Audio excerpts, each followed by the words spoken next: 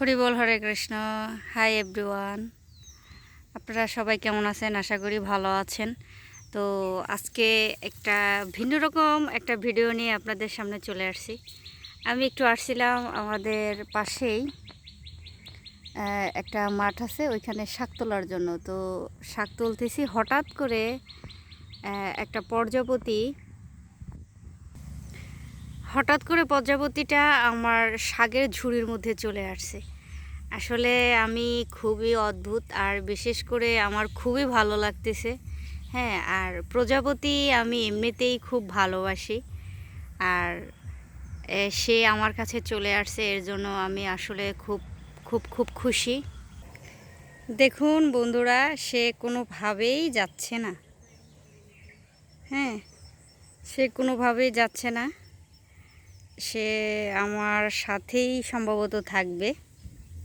তো এটা হচ্ছে আসলে অদ্ভুত একটা ভালোবাসা কাজ করে।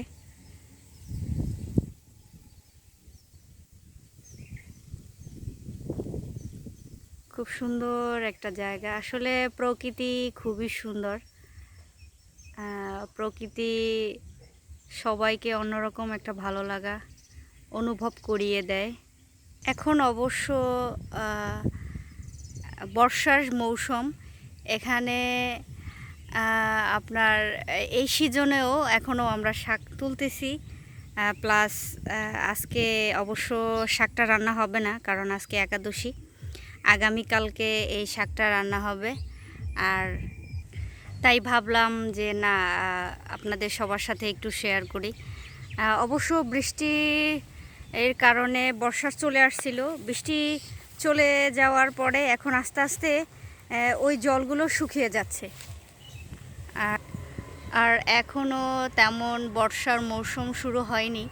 বর্ষার মৌসুম আসলে এখানে ভরপুর জল আর জল থাকে। পাশেই রোড, এখানে অনেক গাড়ি যাতায়াত করে। আর এর পাশেই হচ্ছে এই জায়গাটা। আর এখানে অনেকেই আসে শাক তুলতে, অনেকেই আসে। আমি আসছি, আমার পাশের বাড়ি এক কাকি আসছে, দুজন একসাথে শাক তুলতেছি। এর পাশে একটা অদ্ভুত 3টা তাল গাছ। হ্যাঁ, তো তাল গাছটা দেখলে মনে পড়ে যায় ছোটোবেলার শৈশবের সেই কবিতা, ওই দেখা যায় তাল গাছ ওই আমাদের গা, ওইখানেতে বাস করে কানা বগিচা। আসলে শৈশব দিনগুলা খুব সুন্দর ছিল।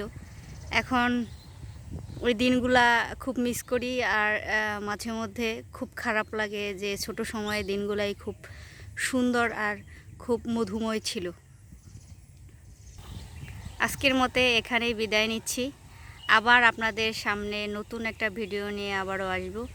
সবাই ভালো থাকবেন, সুস্থ থাকবেন, এবং সবাই ভিডিওটা যদি ভালো লাগে অবশ্যই লাইক কমেন্ট করবেন এবং ভিডিওটি শেয়ার করে দেবেন।